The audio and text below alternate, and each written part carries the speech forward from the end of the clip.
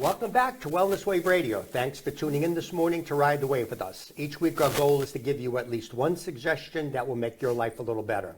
My name's Phil George. I'm a clinical biochemist, certified personal trainer, and health coach.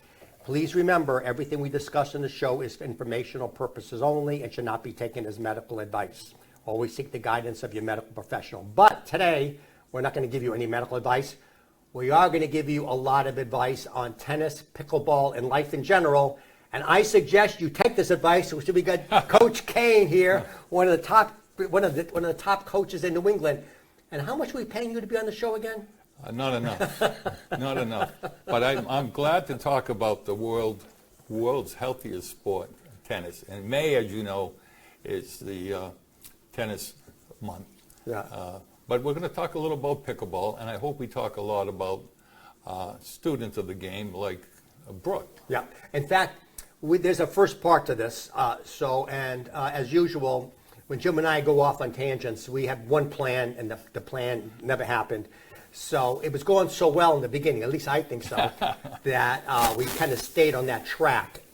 But I said, really the show was about having Brooke. So tell us a little bit about Brooke first. Well, as you know, I'm a tennis instructor, and her grandmother, Judy, she was going all over the place, stopped at Holden Towers. I'm looking for a tennis coach.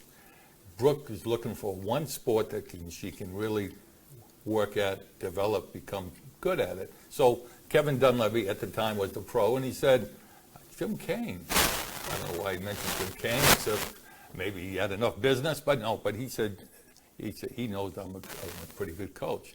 And she said, Jim Kane, where's he from? Auburn. We live in Auburn. So the mother contacted me. I sent her my resume, which I always do, because when you're working with a young person, they trust that you're going to do the right things. And anyways, it started out that way, and she was shy, and she was more of an introvert. I don't mind saying that, but as time went on, you could see her getting better and better, and now she wanted to go out for the team. She made the team, and now she's ready to see some real good action. She blows out a knee. It was so bad that she ended up, well, the family was, I guess, her father Thad and Tony, and her grandmother Judy, they were just so sad about what's happening. They didn't think she could ever play sports again. But she went to the best doctors in Boston, and the good news is she worked her way back. And on the way back, I figured she's got to get stronger. That's when I recommended Paul Reynolds, a speed and strength coach. You had introduced me to him. We went to his place. We saw him in action, and we said, we got to get you stronger and hopefully faster. And then I also sent her to Lancaster to get into some hitting. Well, what a beautiful story. What a success story. Paul did his job. I did my job. And hopefully we can see her on video. And I'm doing a little bit of video analysis, and I'm going to get better at that because there are drawing tools. There's things you can do. You can stop action, like Johnny Yandel wanted that stop action video so that you could actually pinpoint. I can also import a fellow tennis player like Sabalenka and put her right next to Brooke. But that's for the future. But right now we have a video analysis of Brooke. And we watched her play. Paul and I were there yesterday. I watched her last week. You saw, yeah. I was showing her off. Yeah. You saw her. And you know what I really like about it? You even kind of said, maybe we can invite her on the show. And I said, wait a minute. She's kind of shy. Well, she's blossomed. Well, the other thing is when Paul was here, we had three soccer players, and they were scared. Went flawless, absolutely. In fact, everybody watched the show. Nobody could tell they were nervous. It's funny because I have a TV show, WCRN. You know, Howie Carr, the Woodstock Realers. I'm out at CRN, and obviously I'm on this show. But these are all. This is going to be turned into a YouTube, so it'll be all over the world. You'll be immortal, oh, Jim. Boy. You'll be immortal, and it'll be all over the world. And then it's on all the podcasts, so it's pretty much worldwide. and it's also on Dreamvision 7, which is a worldwide media company. So it's all over. So if you screw up, it'll probably be on America's Funniest videos.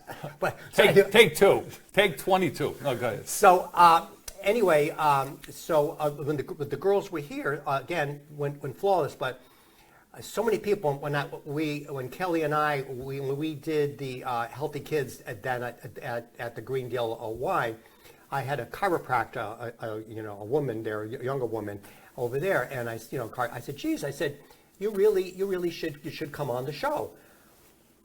I can never come. People, I realize people. Well, the number one fear people have is speaking in public. Speaking in public, you magnify. Well, and now you're quite a ham. You used to be afraid, but now we can't shut you up. You heard me on the way in to see Paul's place, Paul Reynolds. Yeah. And I said to you, what did I say? You says, I'm not going to say anything. I couldn't shut him up. Basically, I never say a word.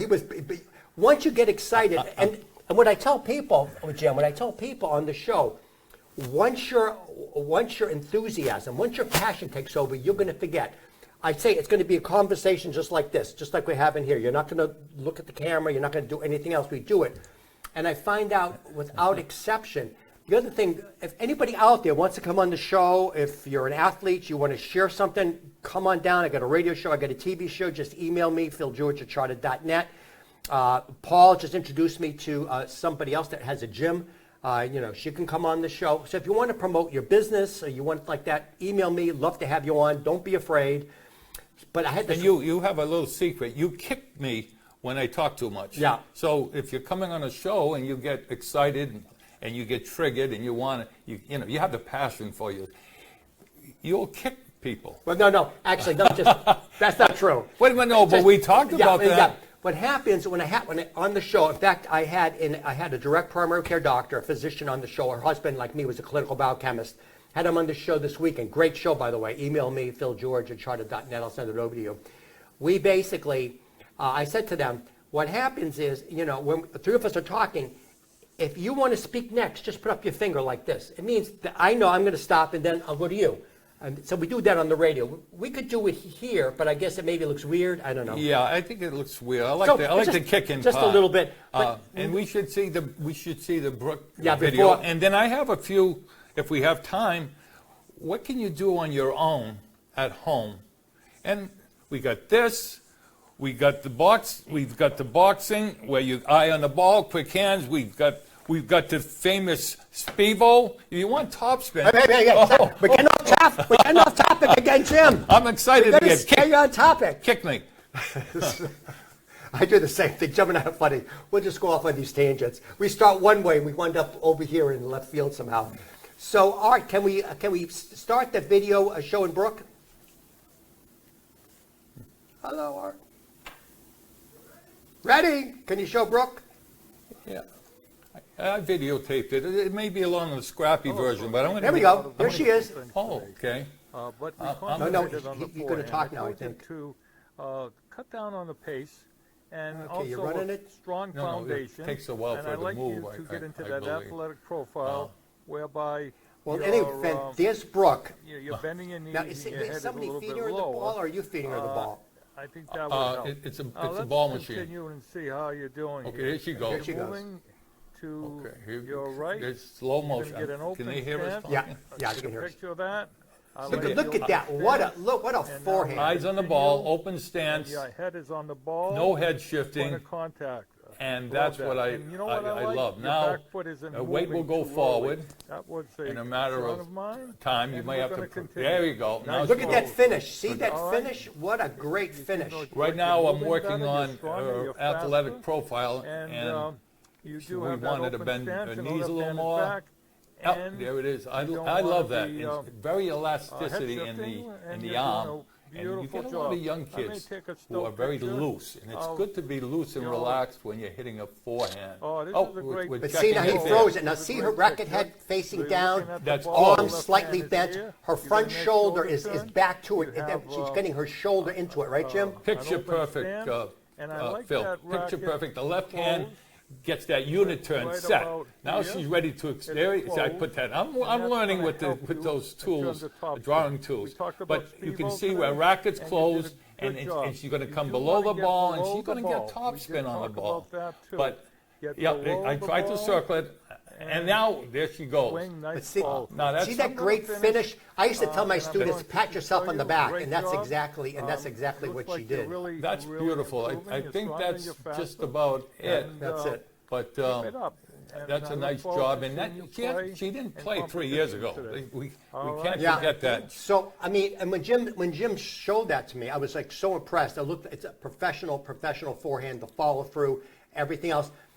But look, and she's stronger, she's faster. Thank you, Paul Reynolds. And she's confident. Talk to her now. I mean, she'll send me a text, Coach, I want to thank you for your tips. Before, the grandmother would be, or her father and mom, but she's a confident young lady, and that makes me feel good.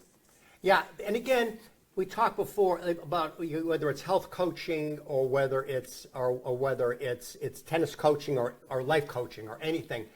And what I found is what happens sometimes when I do the radio show, and then people are emailing me all the time with medical questions, health questions, stuff like that.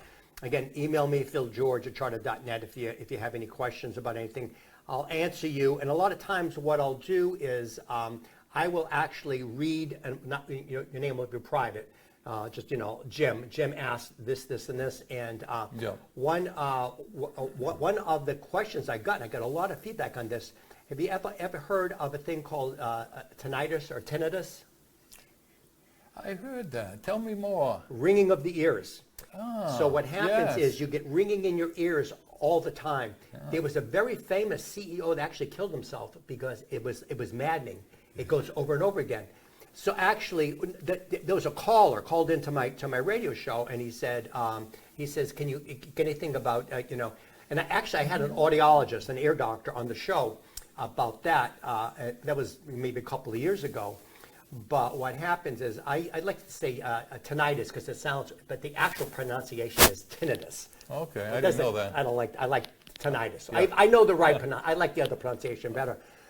So I said, I know a little bit about it, but I don't know a lot about it. So I said, I'm going to do some research. And I did some heavy duty research on that.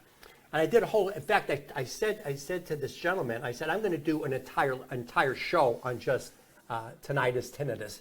I'm going to do a whole show on that. And I ran across a lot of different things you can take. There's not one cause of it, Jim. There's a lot of different causes. I'm wondering about that. Yeah. They say a lot of people, does it ever happen to you, like all of a sudden you'll get up, you hit this ringing, then it'll go away? No? Yes? Yes. Well, I'm thinking of my grandmother talking about that. My grandmother worked in a textile factory. And I remember I would sleep over at her house. I was just a small tyke. I slept over her house.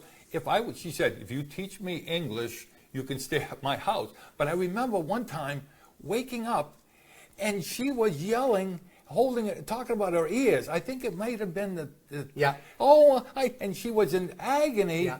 And I felt so bad, but I woke up in the middle of the night and she was in pain. It's maddening. It's maddening because you have this constant ringing or buzzing in your ears all the time. You can't sleep.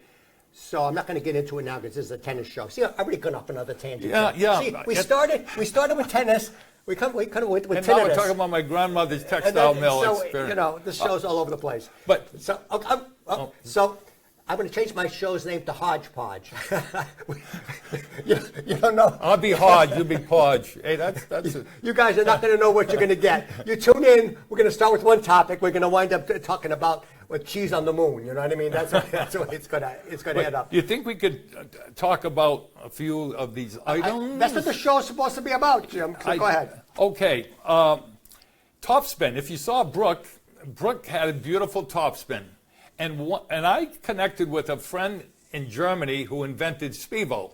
Now, I don't get a commission, so I'm just saying it worked. It's working for me. Let me get out of your way, Jim. So you're fine. So you will hear a sound. Now, if you just went like this, you're not going to get topspin. You got to go below the ball, and you can. You guys hear that whistle? I'm sure you can hear it. So this is called Spivo, and I practice with a ball, and then I switch rackets because I don't want to bother people next to me. They can go, what's that sound? They're looking at the birds, you know. Anyway, so that's one thing. It does sound like a bird. This one here, this cost me $50. Woo! You could take 3 tennis balls, put them in a grocery bag or a pillowcase, and the idea is to work around, keep it nice and loose. This is a technique for the serve. Secondly, you've seen this before.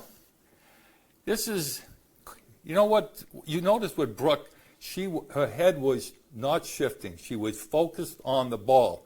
And in ball sports, you don't want to do judgmental thinking. Oh, how'd I do? Wait, you haven't hit the ball yet. What do you mean? You know. Wait a minute, I'm going to interrupt you right now. Okay.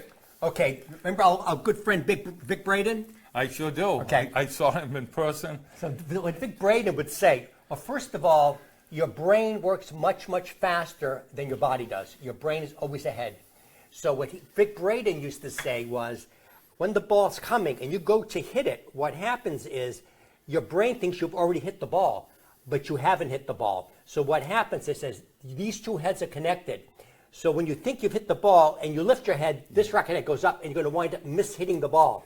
Tim Galway, in a game of tennis, he's called that judgmental thinking. We all want to see the results. How'd I do? Did I hit it well? Oh, what's my opponent going to do? Way to go. Way to go. Oh, wait a minute. Where's my opponent? It's the way to go, and the ball's still here. It hasn't left your racket yet. Yeah. Oh, so that's part of the mental game. This one here, sit down. I'm going to throw it to you.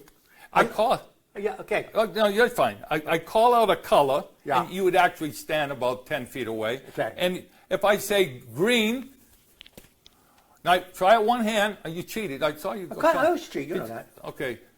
Blue. Okay. So you get the picture. And I've seen Coco Gauff have 2 of these, and the coach is passing it back and forth. Blue, red, green. What? And the other thing, I get a kick out of this. I was practicing last night. I don't practice enough. I'm going to interrupt you again. Please do. Okay. So what happened is, when you guys see these balls here. Yep. So this says PTR on it. But when Jim and I, we have something called the ball basket. You put a whole bunch of balls in there, and then when we had our students, we would feed them balls, Yes. and then we would volley it back to them. So what I used to do was, I would tell the students to get them to keep their eyes on the ball, Jim. I would say, okay, when the ball's coming for you, tell me if it's a Wilson, if it's a Penn, if it's a this, if it's a that. So what happens is, it forced them to really concentrate on the ball. But you know what, Jim? What? It's impossible to read the letter. But Yes. they were trying so hard that would force them to do it. So that's a technique. It's called, basically call it muscle memory, or something called neurons that fire together, wire together. And what would happen is, it would force them to keep their eye on the ball. Sometimes I put a red dot on it, and I don't put it on all the tennis balls. I hit them in the ball, and they have to say red if they see a red dot. Oh, that's even better. And I'm not the only one that's doing that. So sit down, and I'm going to try to hit you with the ball. No, sit down, and here's something. If you're at the net, I was at Newport Hall of Fame. There was a professional back away. Back away. Okay, right there. Now, what? So tell me. Now you can just see. Okay, watch what's going to happen now. Oh. You're hitting me. Okay, here we go again. Now, this will. I Here like we go, that. Phil. Huh? I like that. One more time. You think it's easy? Oh, watch out, Phil. All right, but you get the picture. Another interruption. So what happens is, I was guilty of this. This is called the ball. Okay, a couple of things. Is a lot of times people they'll say a misnomer in tennis. They'll say, let's go out and volley. That's incorrect. Let's go out and rally. Because rally is a combination of ground strokes and volleys. A volley is something you hit out of the air. Okay? You can't do that in pickleball, right? Yes, you can. In fact, you're up near the kitchen. If they give you a high ball, you got to swing and volley, or you can do what I'm doing here. Bang, bang. I did so well yesterday at Gary Galonic's. I had a overhead this is a tough shot in tennis. Backhand Overhead. And I did. But what Jim was showing here, your natural instinct if the ball's coming at you is to bring the racket back and try to hit it. All you want to do is block. The racket should never get in front of you. That's what it does. This forces you to do it. So again, it's the muscle memory pattern that Jim's teaching. So Jim's got all these cute little techniques here that he can do to force you into. Then all of a sudden you're going to see you want that racket in the front. So again, A tip. if you're going to, it's tennis, beginning of tennis. If you want to basically, if you want to, get a warm up or get started or tune up your game, got a bad habit, contact Coach Jim. You know, Phil, when I'm at Hilton Head and I'm at the shipyard at the PTR, and Louis, who's 78 years old, ran 49 marathons, he's a master professional. You know when he talks about the volley? Where's the best volley? Name the best volleyer. And they're going for Federer, they're going McEnroe. Nope, the best volley is the wall. Why? Because the wall doesn't move back. So when you come up to the net, you are now a wall. You're not. That's his whole point. So he takes the ball and he throws it off the wall. He said, no, the wall. So just to kind of support what you're saying, you don't have time. You're at the net. Well, the other thing, Jim, it was funny when I used to tell my students is number one is that tennis is an unnatural act. Okay, if it feels good, you're probably doing it wrong. What I found was I had a lot of students, and I had this, in fact, a grandmother. She was maybe 50, 60 years old. And she was saying, she says, and I guess her son-in-law, she didn't like him or something, and she wanted to beat him at tennis. So that was the whole thing. She came in there, and but what the thing was, most guys, if you're really athletic, you're going to try to muscle the ball, which I mean, you're trying to use your muscle. And with tennis, it's the whipping motion. Yeah. If you try to muscle it, it's going to slow it down. Just like, again, if you're trying to hit a baseball or a golf ball, if you try to muscle it, you actually slow it down. It's racket speed. Phil, I was invited up by my friend Chris Lewitt. Of course, he wrote the book Secrets of Spanish Tennis. He spent 15 summers learning what the Spanish do. But he's a project, he calls himself the prodigy maker. These 7, 8, 9, 10, 11, 12, they're hitting the ball so hard because of what you're saying. He calls it the elasticity of their, just like Brooke. You saw her follow through. Some other people would stop here. And the kinetic chain from the ground, the little kids, you don't have to be a muscle But again, man. most guys are going to try to muscle the ball because that's what they think. They want to use their strength. So, and they're going to do. And again, if it's an unnatural act, if it feels right, you're probably doing it wrong, and that's the whole thing. If you just try to learn how to play tennis on your own, God bless you, because you're not going to do it. It's almost like golf. It's so because you could get away with it in pickleball, I think, because it's so short. But in tennis, it's very, very difficult to do. If you've got a good coach who can fix the biomechanics and the technique, I mean, how many times I'm at the Holden Towers Tennis Club, and in fact, just yesterday, I see this young girl, looks like she's with her mother. She looks like she wants to be a good player. I'm saying that she could be another Brooke. Take a lesson from me. But something's missing in her technique. Well, no one's told her. Her mom, I'll give her credit, she's hitting the ball back and forth, but you're probably ingraining some bad habits. Oh, yeah. The other thing, I'm sure Jim will agree with this. So when I would always try to get somebody that's brand new, somebody that's come in with basically bad strokes to begin with, is that muscle memory. You remember, it's like a highway. You remember it happened. And what happens is that Jim and I, we're going to talk a little bit about grips. So what happens is normally, let's just use it. This is called an Eastern grip. It's just, Yes, Eastern grip with the 8 bevels. Look at this, Phil. One here. You put the X. If there's an X right here below your index finger, you would put it on 3. Chris Everett. That would be Eastern grip. So just there's different grips. I just use it. But what happened? And in fact, Ben, the owner of Route 12, he came down with golfers or tennis elbow. So just to let you know, so what happened, most people, if they don't learn how to play tennis correctly, they'll use an Eastern grip for the forehand, which is probably the most natural, and then they'll use the same grip on the backhand. You see what's happened over here? This is perpendicular to the ground. Over here, it's going up. So the only way it's going to go with tennis elbow. Oh, my elbow. So the only way they can hit the ball, they have to bend it and they have to push with this. And they usually always have to hit some kind of a slice or something. So what happens is they wind up with a lot of problems. So you got to change it. You got to change the grip to a backhand grip, so it's like this. But when I coached my various college tennis teams, I would go out like you. I would scout the other team, and if I saw somebody that did that, I'd say, Jim, you got an easy match. Just hit to the back kick. So what happens if you have the wrong grip? You cannot hit topspin. And the ball will float. It'll float. It'll be nice and flat. And you can come to the net and pick it off. Yeah, no pace. Yeah. So if you were my student on the team, I would say, hit to the backhand, attack the net. Yeah. They can't hurt you. And you just you attack the weakness, like Bill Belichick, right? He finds the strongest, and they don't feed him that anymore. So again, if you're going to spend all of these hours,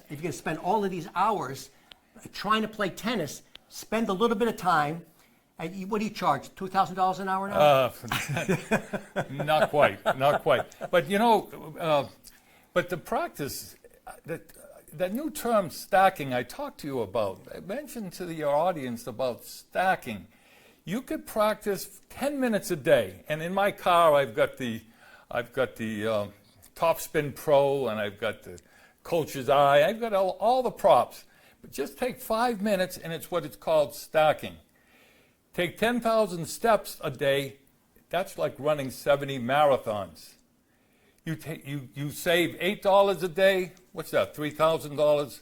In other words, you don't have to be a big star to practice. You just put in a little bit here, little bit, and that 1%, as when Roger Federer was talking to the audience, the graduates at Dartmouth, he was a commencement speaker, and he said, in my whole career, I've been successful on 54% of my points. 54. People think, just 54, so 46% of the time, that's why you need a mental game. You got to sometimes forget your mistakes and try to improve. But you can improve on your own is what my point is. Yeah, but I think, again, you need somebody, like Jim was saying before, what you think you're doing and what you're actually doing are two different things. And I would say to students, tennis is a difficult game to play even poorly. Again, if you leave your own devices, you're going to have problems. You need somebody to watch you. You're better off, especially if you're starting off, especially with a kid. That's the best time, though. That's the best time. I've worked with adults so often. It's tough. It's really tough. But with the young person, it's like that blank slate, John Locke. Man, I can do wonders. That's why Chris, he doesn't work with too many older people. He loves the 7-year-old, 8-year-old. My granddaughter came over. I was teaching her. She's 3.5 years old. We're playing dodgeball. What a great arm. I said, maybe she'll be a bowler. She was throwing underhand. Finally, I said to her father and to Lily, just start by your ear. I didn't make any big deal with it. I said, just stand by ear. Now let's play dodgeball.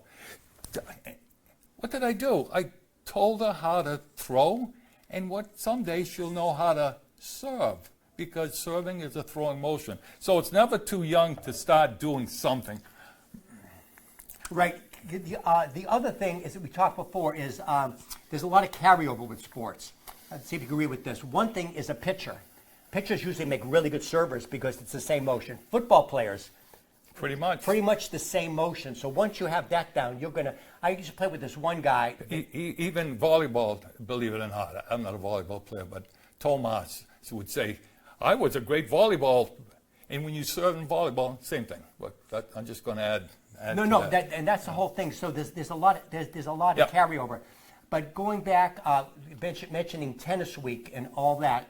So we talked Tennis Month, because we talked before about the whole in terms of the four pillars of health. One of them is community, and the like other one is that. exercise. You get both of them out of the way.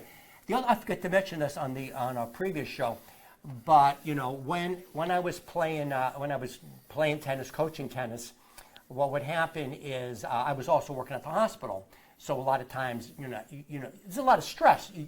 I was a lot younger then, You get the marriage, you get the kids, you get the finances, you get this, and this. And what I remember is just going out there. It works with pickleball, too. You're going out there, and all your cares go away, Jim. Because you're out there. Yes. And if you're stressed, you got cortisol, you're running around. The stress gets relieved. And all of a sudden, either whether you're hitting that ball machine or whether you're playing a thing, because you're not thinking about your problems anymore, Jim. You're not thinking about Judy yelling at you, are you? Oh, and this little thing. I saw Jimmy Connors, I'm not going to tell that whole story, coming out of a restaurant.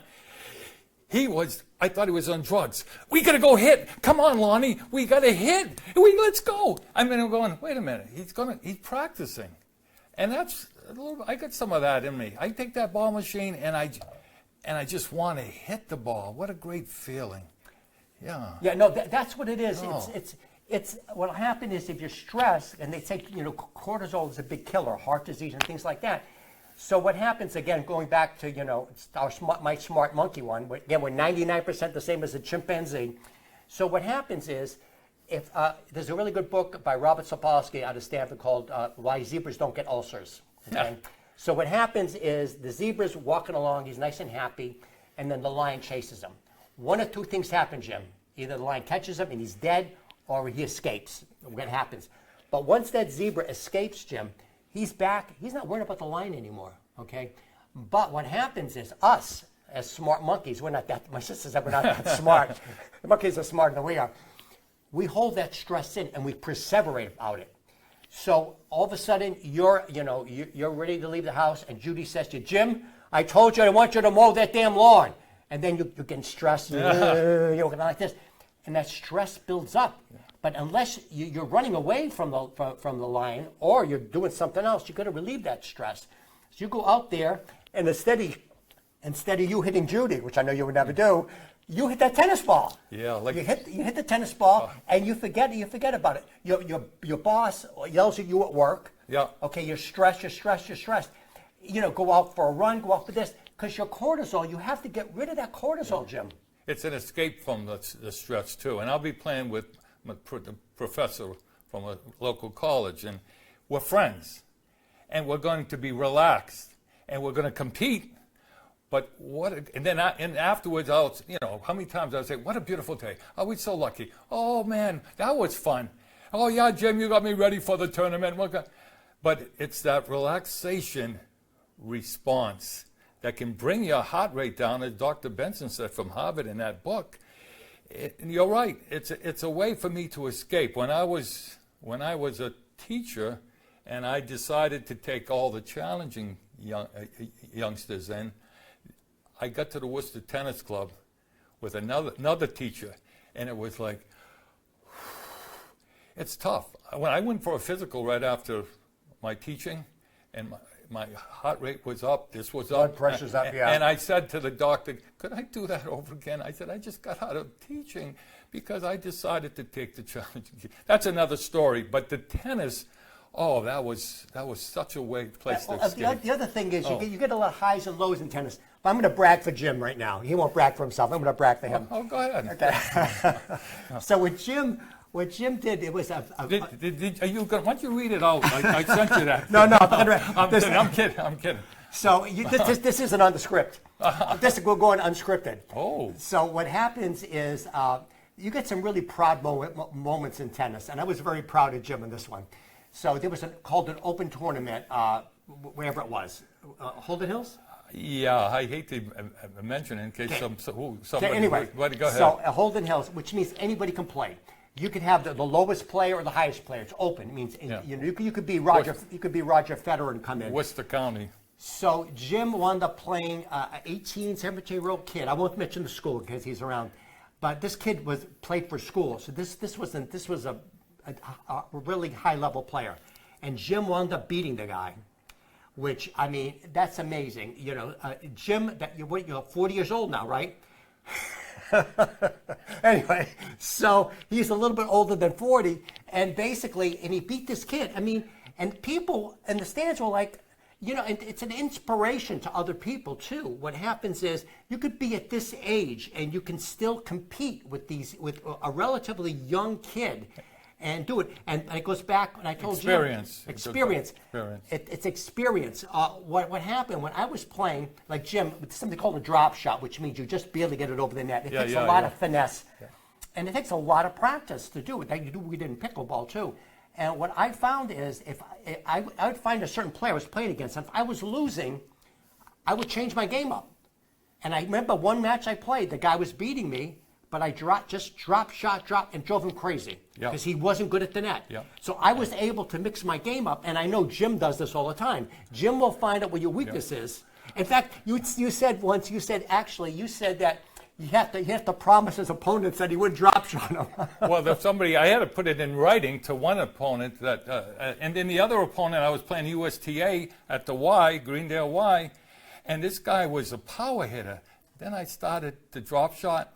I was walking in the locker room. I heard someone say, "How did you make out with that guy?" Oh, he didn't play tennis. He just kept drop shotting me. I had beaten him with the drop shot. But no, there are people who I might say to them, like my friend, the professor, "What about the drop? Oh, you're going to make me better. You're going to make me better." But there are some people who are hurt. Some people too a little bit older. I'm not drop shotting. Let me interrupt you because the audience doesn't know. What happens, a drop shot is that you can imagine there's a big tennis court. There's the net, obviously. So what happens, most people used to hitting the ball, you know, over the net high. So a drop shot is you put what they call underspin, makes the ball spin backwards, and it's a very finesse shot, and it just barely goes over the net. So the guy or the girl goes way back. They have to run way up to the net to get it. But by then, the ball's they have to hit up on the ball. And then I'd hit it.